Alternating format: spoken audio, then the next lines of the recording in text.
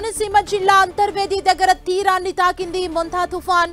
గడిచిన 6 గంటల్లో గంటకు 17 కిలోమీటర్ల వేగంతో తుఫాను కదిలింది. ప్రస్తుతం మచిలీపట్నంకు 20 కిలోమీటర్లు, కాకినాడకు 110 కిలోమీటర్ల దూరంలో కేంద్రీకృతమైంది.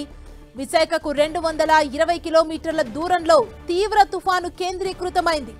మొంతా తుఫాన్ పూర్తిగా తీరం దాటడానికి 3 నుంచి 4 గంటల సమయం పట్టే అవకాశం ఉంది. కాకినాడ మచిలీపట్నం మధ్య తీరం దాటనుంది తీవ్ర తుఫాను.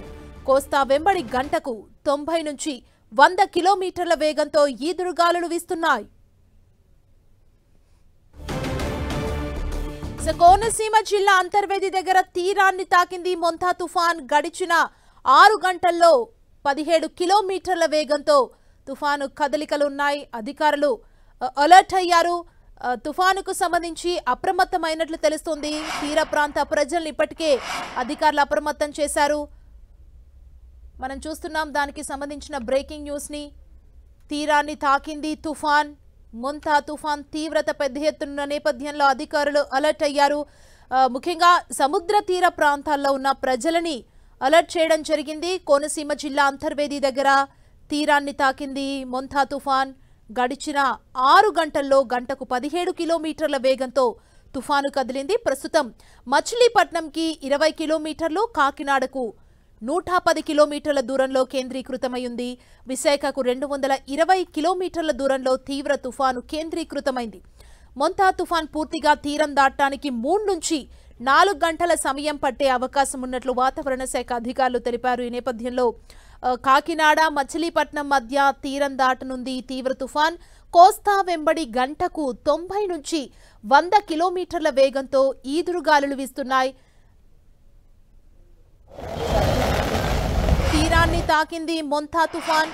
మనం చూడొచ్చు, ప్రజలను ఇప్పటికే అధికారులు అలర్ట్ చేయడం జరిగింది. మొంతా తుఫాన్ తీవ్రత పెద్ద ఎత్తున ఉంది. ఈదురుగాలులు పెద్ద ఎత్తున వస్తున్న సిచ్యువేషన్ ప్రెసెంట్ అక్కడ కనిపిస్తోంది. అధికారులు ముందస్తుగానే తీర ప్రాంత ప్రజల్ని అలర్ట్ చేశారు. అంటే సముద్ర తీరంలో ఉన్న కొన్ని ఇళ్లను కూడా ఖాళీ చేయించి వారిని పునరావాస కేంద్రాలకు కూడా ఇప్పటికే కొంతమందిని తరలించడం జరిగింది. కోనసీమ ప్రాంతంలో తుఫాను తీరాన్ని తాకింది. ముందు జాగ్రత్తగా అక్కడ ఆర్టీసీ బస్సు సర్వీసులు కావచ్చు, రవాణా సర్వీసులు అన్నింటినీ కూడా రద్దు చేశారు అధికారులు. మనం చూస్తున్నాం మొంతా తుఫాను తీవ్రత పెద్ద ఎత్తున ఉన్న నేపథ్యంలో అధికారులు అలర్ట్ అయ్యారు. కోనసీమ జిల్లా అంతర్వేది దగ్గర తీరాన్ని తాకింది మొంతా తుఫాన్. గడిచిన 6 గంటల్లో గంటకు 17 కిలోమీటర్ల వేగంతో తుఫాను కదిలింది. ప్రస్తుతం మచిలీపట్నంకి 20 కిలోమీటర్లు, కాకినాడకు 110 కిలోమీటర్ల దూరంలో మొంతా తుఫాన్ కేంద్రీకృతమై ఉంది.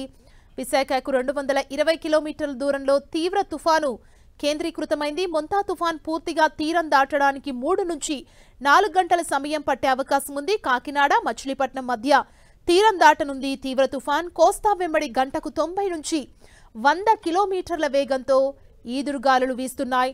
అధికారులు అప్రమత్తమయ్యారు. ముఖ్యంగా తీర ప్రాంత ప్రజలందరినీ అలర్ట్ చేయడం జరిగింది. చాలా మంది ప్రజల్ని ఇల్లు ఖాళీ చేపించి పునరావాస కేంద్రాలకు కూడా వారిని ఇప్పటికే అధికారులు తరలించారు. గడిచిన 5 గంటల్లో 17 కిలోమీటర్ల వేగంతో ఈదురుగాలులు కూడా పెద్ద ఎత్తున వీస్తున్న పరిస్థితి ప్రస్తుతం కనిపిస్తోంది. కోనసీమ జిల్లా అంతర్వేది దగ్గర తీరాన్ని తాకింది మొంతా తుఫాన్. తీవ్రత ఎక్కువగా ఉన్న నేపథ్యంలో అధికారులు అలర్ట్ అయ్యారు. ముందు జాగ్రత్త చర్యలన్నింటినీ కూడా తీసుకోవడం జరిగింది. కొన్ని రోడ్స్ ని కూడా బ్లాక్ చేయడం జరిగింది. రవాణా సదుపాయాలన్నింటినీ కూడా ఎక్కడికక్కడ బ్లాక్ చేసిన సిచ్యువేషన్ కనిపిస్తుంది. ప్రస్తుతం కోనసీమ జిల్లా అంతర్వేది దగ్గర తీరాన్ని తాకింది మొంతా తుఫాన్. గడిచిన 6 గంటల్లో గంటకు 17 కిలోమీటర్ల వేగంతో ఈ తుఫాన్ కదిలింది. ప్రస్తుతం మచిలీపట్నంకి 20 కిలోమీటర్లు, కాకినాడకు 110 కిలోమీటర్ల దూరంలో మొంతా తుఫాన్ కేంద్రీకృతమై ఉంది.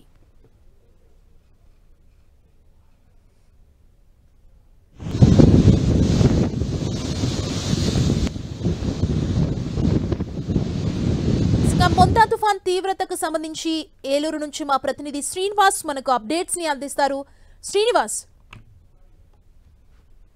మొంతా తుఫాన్ ఈరోజు రాత్రికి తీరం దాటుతున్న నేపథ్యంలో ఆ ప్రభావం అంతా కూడా ఉమ్మడి పశ్చిమ గోదావరి జిల్లా వ్యాప్తంగా కూడా పెద్ద ఎత్తున చూపుతుంది. ముఖ్యంగా నరసాపురం ప్రాంతంలో సముద్రపు అలలైతే కూడా ఎగిసిపడుతున్నాయి. ఈదురుగాలులు దాదాపు గంటకి 50 కిలోమీటర్ల మేర వేగంతో గాలులు వీస్తున్నాయి. ఇప్పటికే అనేక చోట్ల చెట్లు కూడా కూలిపోయిన సందర్భం అయితే కూడా ఉంది.